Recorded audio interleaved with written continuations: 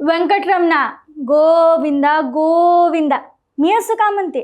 असं म्हणलं जातं की तिरुपती बालाजीला केलेला नवस पूर्ण होतो आणि म्हणूनच मी म्हणते, कारण याच पार्श्वभूमीवर शिंदे गटात नुकताच प्रवेश केलेले खासदार ओमराजे निंबाळकर यांनी तिरुपतीत तब्बल 11 किलोमीटरची पायी चढाई केली आहे. ही फक्त धार्मिक यात्रा होती की त्यामागे एखादा नवस किंवा आगामी राजकीय घडामोडींचा संकेत दडलाय, याबाबत अनेक तर्कवितर्क लावले जात आहेत. या यात्रेतील एक महत्त्वाची गोष्ट म्हणजे ओमराजे निंबाळकर यांच्यासोबत खासदार श्रीकांत शिंदे देखील उपस्थित होते. विशेष म्हणजे ही दोन्ही नावं सध्या केंद्रीय मंत्रिमंडळ विस्ताराच्या चर्चेत आहेत. त्यामुळं या तिरुपती दौऱ्याला फक्त धार्मिक म्हणून पाहायचं की यामागे राजकीय संदेशही दडलाय, याची चर्चा रंगू लागली आहे. नेमकं ओमराजे निंबाळकर आणि श्रीकांत शिंदे यांनी तिरुपतीत 11 किलोमीटरची पायपीट का केली? त्यामागे कोणती श्रद्धा, कोणता नवस किंवा कोणतं राजकीय गणित दडलंय? काय काय चर्चा आणि शक्यता सुरू आहेत, याचाच आढावा आपण या व्हिडिओच्या माध्यमातून घेऊयात. नमस्कार, मी संजना. कट टू कट मध्ये आपलं स्वागत. एखादी इच्छा पूर्ण व्हावी किंवा एखादा नवस पूर्ण झाल्यानंतर देवाचं दर्शन घेणं, पायी चालत जाणं किंवा नवस फेडणं ही परंपरा अनेक जण पाळतात. राजकारणीही त्याला अपवाद नाहीत. आता बघा, राजकीय यश मिळाल्यानंतर किंवा एखादं मोठं उद्दिष्ट साध्य व्हावं म्हणून अनेक नेते देवाला नवस बोलतात. हे वेळोवेळी बघायला मिळाले. आता उदाहरणच द्यायचं झालं तर शिवसेनेत बंड झालं. हे बंड यशस्वी झाल्यानंतर मुख्यमंत्रीपदी एकनाथ शिंदेंची वर्णी लागल्यानंतर त्यांच्याच बंडखोर गटातील अनेक आमदारांनी गुवाहाटीला जाऊन कामाख्या देवीचं दर्शन घेतलं होतं. तसंच भरत शेठ गोगावले यांनी तर मंत्रिपद मिळावं म्हणून अनेक दिवस देवाला नवस केल्याची चर्चा आज ही राजकीय वर्तुळात रंगतीये. आणि आता अशाच एका नवसाच्या चर्चेत दोन नावं पुन्हा समोर येत आहेत. ती म्हणजे खासदार ओमराजे निंबाळकर आणि खासदार श्रीकांत शिंदे. ऑपरेशन टायगर यशस्वी झालं आणि ते यशस्वी करण्यामागं खासदार श्रीकांत शिंदे यांची भूमिका महत्त्वाची होती. या ऑपरेशन नंतर ठाकरे गटातील 6ही खासदारांनी शिंदे गटात प्रवेश केला. त्यानंतर प्रत्येक खासदारांनी आपापल्या मतदारसंघात जाऊन कार्यकर्ते, पदाधिकारी, समर्थकांशी संवाद साधत आपल्या निर्णयामागची भूमिका स्पष्ट करण्याचा प्रयत्नही केला. मात्र या सगळ्यात सर्वाधिक चर्चा झाली ती धाराशिवचे खासदार ओमराजे निंबाळकर यांची. त्यांच्या या निर्णयानंतर सोशल मीडियावर मोठ्या प्रमाणात प्रतिक्रिया उमटल्या. अनेकांनी त्यांच्यावर टीका केली तर काहींनी त्यांच्या निर्णयाचं समर्थन केलं. त्यांचेच चुलत बंधू असणारे मकरंद राजे निंबाळकर यांनीही आपण उद्धव ठाकरे यांच्यासोबत राहणार असल्याचं स्पष्ट करत भविष्यात ओमराजेंच्या विरोधात मैदानात उतरण्याची तयारीही दाखवली.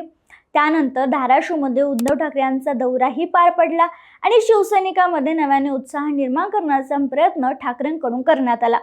आता याच काळात दिल्लीतील केंद्रीय मंत्रिमंडळ विस्ताराच्या चर्चांनीही वेग घेतलाय. महाराष्ट्रातील भाजपच्या काही मंत्र्यांना वगळून त्यांच्या जागी शिवसेनेच्या शिंदे गटातील नेत्यांना संधी मिळू शकते अशी सध्या चर्चा सुरू झाली. आता बघा, ऑपरेशन टायगर नंतर दिल्लीतील सत्ता केंद्रात एकनाथ शिंदे यांची बार्गेनिंग पॉवर वाढली. यामुळे शिंदे गटातून ज्या नावाची सगळ्यात जास्त चर्चा सुरू आहे त्यात पहिलं नाव आहे ते म्हणजे धाराशिवचे खासदार ओमराजे निंबाळकर यांचं. आणि याचबरोबर एकनाथ शिंदे यांचे सुपुत्र खासदार श्रीकांत शिंदे यांनाही केंद्रीय मंत्रिमंडळात महत्त्वाची जबाबदारी मिळू शकते अशी चर्चा रंगली.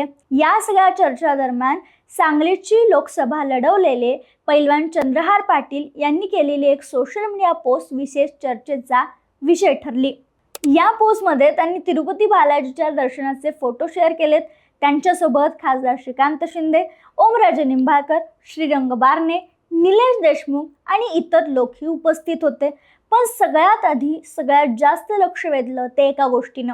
श्रीकांत शिंदे आणि ओमराजे निंबाळकर यांनी तब्बल 11 किलोमीटरची पायपीट करत सुमारे 3800 पायऱ्या चढून तिरुपती बालाजीचं दर्शन घेतलं.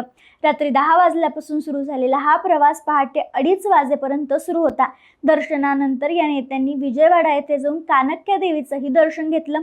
खरे तर ओमराजे निंबाळकर यांचे वडील पवनराजे निंबाळकर यांच्या हत्येच्या खटल्याचा निकाल आणि त्यानंतर जवळपास त्याच काळात झालेला त्यांचा शिंदे गटातील प्रवेश, या दोन घटनांमुळे अनेक चर्चांना उधाण आले. त्यामुळे या तिरुपतीच्या वारीमागचं नेमकं कारण काय, याबाबत तर्कवितर्क लावले जात असताना कोणते तर्कवितर्क लावले जात आहेत, त्या 3 शक्यता काय आहेत याच्याबद्दल आता बोलूयात. पहिली शक्यता अशी आहे की पवनराजे निंबाळकर यांच्या हत्येच्या खटल्याचा निकाल आपल्या बाजूने लागावा किंवा त्यानंतर एखादा नवस पूर्ण करायचा होता का, त्यामुळेच ओमराजे निंबाळकर यांनी तिरुपतीपर्यंत 11 किलोमीटरची पायपीट करत बालाजीचं दर्शन घेतलं का? याबाबत कोणतीही अधिकृत माहिती नसली तरी राजकीय वर्तुळात, स्थानिक वर्तुळात अशा चर्चांना मोठं उधाण आले. दुसरी शक्यता आणि चर्चा म्हणजे थेट दिल्लीच्या राजकारणाची. सध्या केंद्रीय मंत्रिमंडळ विस्ताराच्या चर्चांमध्ये ओमराजे निंबाळकर यांचं नाव संभाव्य मंत्रिपदासाठी घेतलं जाते. ऑपरेशन टायगर नंतर शिंदे गटाची ताकद वाढल्यामुळे त्यांच्या काही खासदारांना केंद्रात संधी मिळू शकते असं बोललं जाते आणि ही चर्चा प्रत्यक्षात यावी, केंद्रीय मंत्रिमंडळात आपल्याला स्थान मिळावं यासाठीच ओमराजे निंबाळकर तिरुपतीला जाऊन बालाजीचं दर्शन घेतल्याची चर्चा रंगली. हेच श्रीकांत शिंदे यांच्याही बाबतीत बोललं जाते. त्यांचं नावही केंद्रीय मंत्रिपदासाठी चर्चेत असल्यामुळं त्यांनीही तिरुपती समोर नतमस्तक होत आशीर्वाद घेतल्याची चर्चा सुरू आहे. मात्र या चर्चा फक्त राजकीय तर्कवितर्काच्या पातळीवर आहेत हे लक्षात घ्या. खरं तर ओमराजे निंबाळकर हे 2019 मध्ये पहिल्यांदा खासदार झाले. त्यानंतर 2024 मध्ये त्यांना दुसऱ्यांदा संधी मिळाली. दोन्ही वेळी त्यांनी ठाकरेंसोबतच ही निवडणूक लढवली. वयाच्या अवघ्या 26व्या वर्षी ते आमदार झाले होते. त्यांना जनतेमधून असणारा पाठिंबा, पक्ष, ठाकरे कुटुंबाप्रती स्नेह, फिटनेस यामुळे लोकप्रियता मिळाली होती. मात्र शिंदे गटातील जाण्याच्या त्यांच्या निर्णयामुळे सगळ्यांनाच धक्का बसला असला तरी त्यांना मात्र त्याचं बक्षीस मिळणार आहे, त्यांची मंत्रिपदी वर्णी लागणार आहे असं म्हटलं जाते.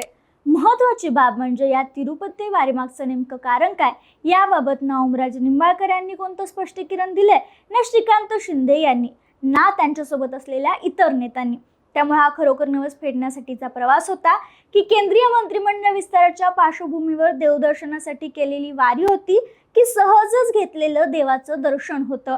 पण त्याला चर्चा मात्र सुरू झाल्यात. याबाबत अद्याप अधिकृत माहिती समोर आलेली नाहीये. पण राजकीय वर्तुळात ओमराजे निंबाळकरांच्या या तिरुपती दर्शनाची 11 किलोमीटर चालण्याची, 3800 पायऱ्या चालल्याची चर्चा चांगलीच रंगताना दिसते.